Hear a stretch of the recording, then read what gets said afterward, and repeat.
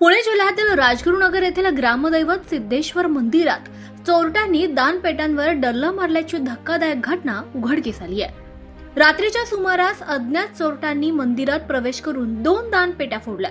या प्रकारामुळे परिसरात मोठी खळबळ उडाली आहे. धक्कादायक बाब म्हणजे पुरावे नष्ट करण्याच्या उद्देशानं मंदिरातील सीसीटीव्ही कॅमेऱ्याचा डीव्हीआर सुद्धा चोरट्यांनी चोरून नेल्याची माहिती समोर आली आहे. घटनास्थळी खेड पोलीस स्टेशनचे पथक दाखल झालं असून फॉरेन्सिक तज्ञांच्या मदतीनं तपास सुरू आहे.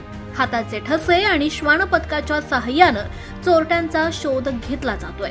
या घटनेमुळे मंदिराच्या सुरक्षेचा प्रश्न पुन्हा एकदा ऐरणीवर आला असून नागरिकांमध्ये संतापाची भावना व्यक्त होतीये.